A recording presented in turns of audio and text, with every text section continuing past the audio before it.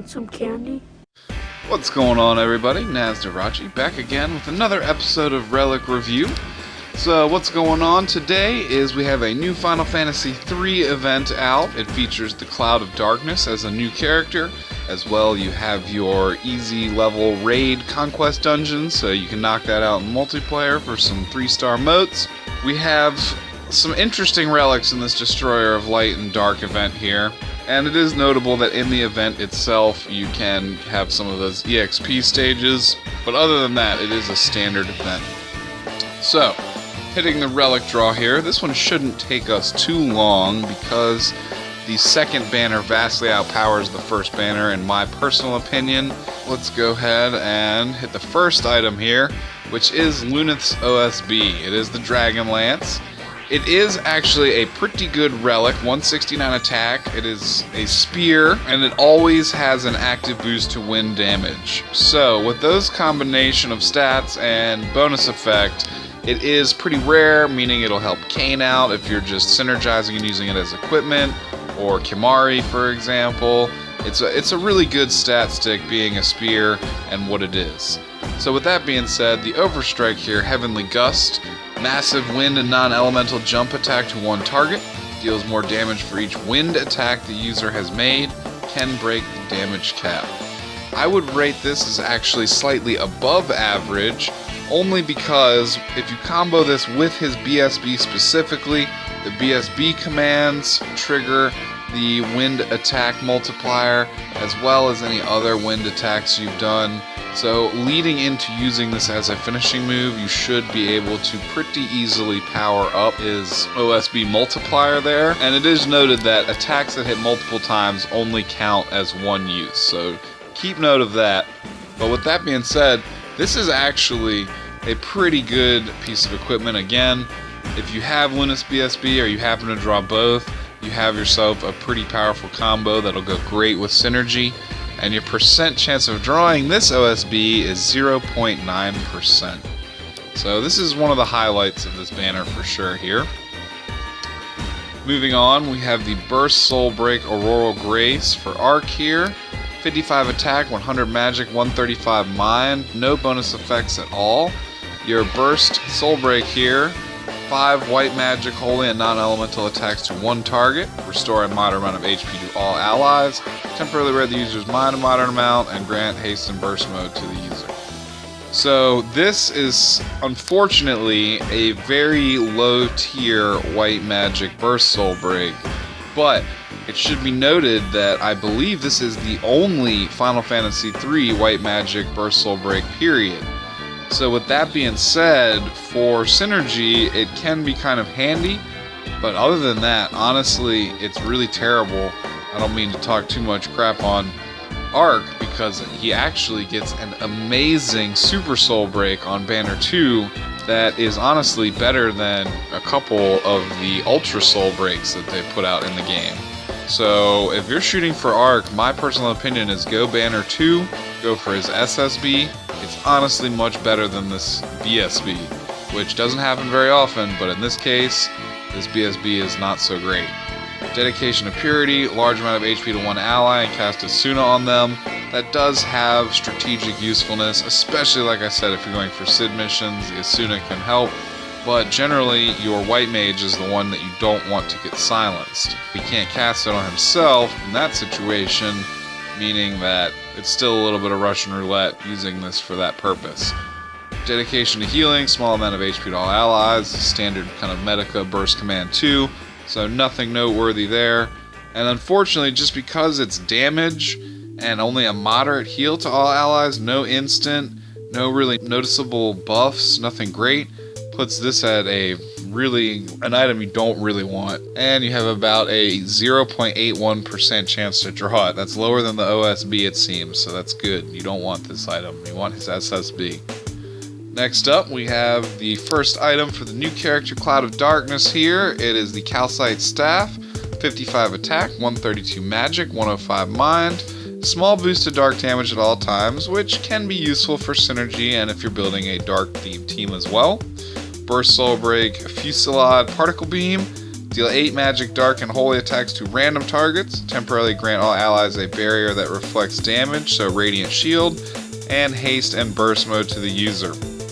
So, the burst on entry is not terrible. It's kind of similar to like Alphanaud's SSB with the Radiant Shield.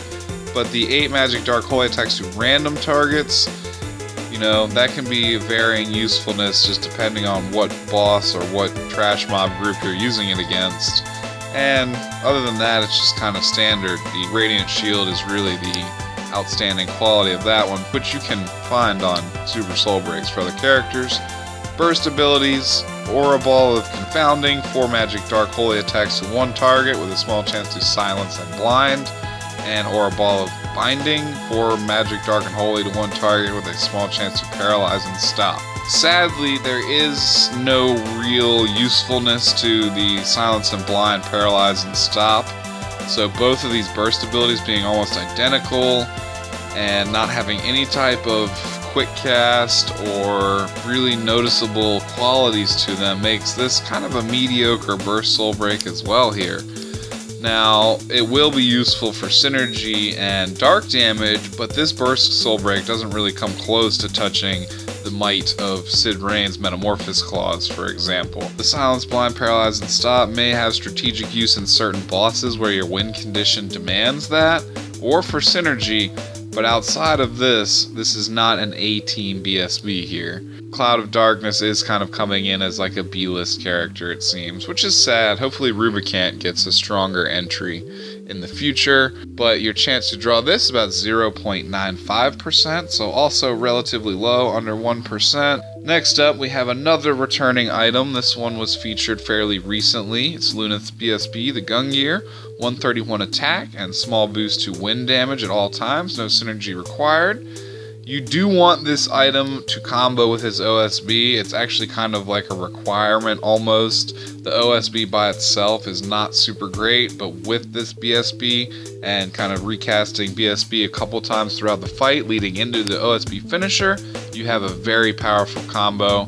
It's also a good synergy spear that always adds wind damage, so if you get this without the OSB, you won't be too terribly sad, but you really do want that combo. That is the highlight of this banner, is the BSB into OSB. Definitely very good addition to your win team. 8 range physical wind and non-elemental attacks to one target, so good single target damage. High chance to interrupt. If you're in a situation where that's useful, that can help you out. Otherwise, kind of null and void. And haste and burst mode to the user. As well, you get an element wind. Burst abilities Pummeling Gale, 4 range physical wind and non-elemental attacks to one target with a moderate chance to interrupt. Reasonable DPS, instead of a speed modifier, you get that interrupt again. This will be super useful with all these interrupts in a dungeon where that's a feature you're going for. Outside of that, it's not going to be as good as, say, someone with a ninja cast time 4 attacks or something along those lines, but still a great addition to your win team.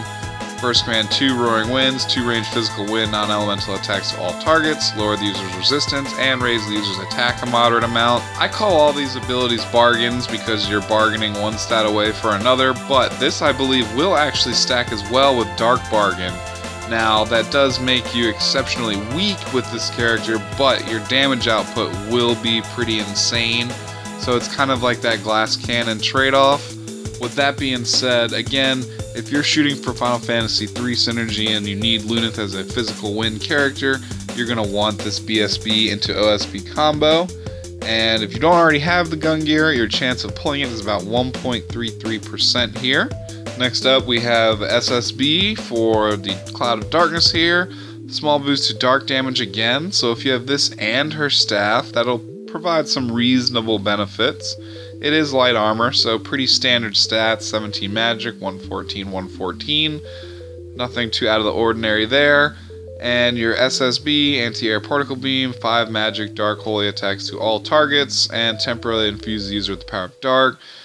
Really only notable feature here is the infusing the power of dark. The multiplier on AoE attacks is relatively low, and it's only 5. So the damaging portion of this SSB is a little bit below average. Similar to her burst soul breaks, this character is just coming in kind of like as a B-list character. Only thing really noteworthy on this one is the end dark. And it seems like you have about a 2.00% chance to pull this relic here. Not something great, but if you are trying to build the new character, it could help you out. Next up for Angus here, we have the Gaia Blade, 135 attack, and small boost to earth damage. Now, it should be noted that not even for synergy, this is one of the only, if not the only swords that adds a boost to earth damage with no synergy required. So right then and there, by itself, this sword has value to it. That as well, the Super Soul Break Titan's Blade, 8 physical earth and non-elemental attacks to one target, and temporarily lower its attack and magic by a large amount. This will be a great Sid mission effect to have if you're fighting against a single boss. It's also going to be pretty useful, but against multiple enemies, like in the Torment dungeons where most of the boss fights have occurred against multiple enemies, it's not going to be horrifically useful. But again, it's probably a little bit of above average of Super Soul Break. The debuffs are very stackable, and Angus has a pretty good skill set. He's a pretty nice character to have, so all in all, this is a good relic and good stats as well. One of the better ones on this banner, honestly, in my opinion. And you're looking at a 1.85% chance to draw. Next up we have a thrown weapon, the Rising Sun for Rafia, 110 attack, no bonus effects either. Blazing Fist, Super Soul Break, 8 physical attacks to one target. Grant haste to the user, temporarily raise the user's attack a moderate amount and defense a small amount. This one could be good for Sid missions, but it is physical only, so no element that can be powered up to go with it. As well, the haste and the buffs are only to the user, so it is kind of greedy using this. It doesn't have really any team effect. It's not really an A-team Super Soul Break, and your chance of drawing the Rising Sun here is about 1.81%. Next up we have the Elder Staff, a Super Soul Break for Arc here, 55 attack, 115 magic, 119 mind, shell and major regen to all allies, and 1 magic blink. This can be a useful effect for Sid missions, again, and synergy required dungeons, but by itself it is not really that notable. A lot of other A-list characters are going to have these effects. The regen is not really noteworthy, but it does stack with the next relic I'm about to cover for the Protectica for the whole team. So using this one and Angus's, I believe, unique Soul Break will stack in a good Sid mission fashion to give Shell and Protect to the whole team. Other than that, you're really wanting Arc Super Soul Break on the next banner. It is redonkulously useful. It's a very, very good Super Soul Break. Again, it's that it rivals most USBs in the game, but if you get this Super Soul Break, you still might be able to fit it in and make some use out of it. Your percent chance to draw this Elder Staff here is about 1.85%. Next up we have the Heroic Shield, that one for Angus I was just talking about. Minor resistance to blind, which can, kind of fit in certain situations. Attack 12, defense 113, resistance 74. So kind of low stats even for a shield. It is a unique Soul Break, Earth Ward, Protect and Haste to all allies. This would be actually a reasonable unique Soul Break for Sid missioning. It will combo with Arc's previous SSB to Protectica and Shelga the whole team, and you'll have your Hastega effect. So that's noteworthy right there, but it's definitely not going to be an A-list Soul Break that you're going to want to take into battle with you in most every situation. 2.00% chance to pull this unique Soul Break here. Guess for Angus, if you're building him, it's good to keep him well-rounded. Now that is all the items on the banner. I am not doing a major pull on this banner. I'm saving up to go for Onion Night. I'm probably going to just do one paid draw because I'll have my tax return and it's my birthday here soon. So I don't mind doing a paid draw for Onion Gauntlets, but I will do a 100 gem draw. So I will be back with you here in 1 second after I top up this $1 worth of gems here. So we're back now. We're going to knock out this 100 gem draw real quick. Not expecting too much. Actually would prefer to have luck on the next banner, honestly, but I don't mind throwing away $1 here. So no glow there, nothing great. 3-star staff we've gotten before. Oh well, you know, actually not upset about that at all. Like I said, I really want luck on Banner 2, and unless you are going for Angus's SSB, that Earth Sword, or a Luneth BSB OSB combo, I would probably not recommend drawing on this banner. Save your resources for one of the more useful items in the future, like Rams's USB or Extreme Fest as well. A couple other tidbits items that are coming here and there that might be useful. Squall's BSB2 is definitely one that's going to combo really well with Cloud's USB. So those are noteworthy items. This banner right here, again, Luneth is your highlight with Angus as a secondary. Cloud of Darkness is kind of a not A-list caster character. So with all that said, I hope you guys have great luck on your pulls. If you're shooting for specific characters or Sid mission characters, by all means draw on this banner. But just being resource conscious, I personally would skip it. I hope you guys really enjoyed this episode of Relic Review. As always, stay with the channel. I will have more Final Fantasy Record Keepers content in the future. As always, this is Naz Darachi. Y'all have a great day, and I will catch y'all next time. Later, y'all.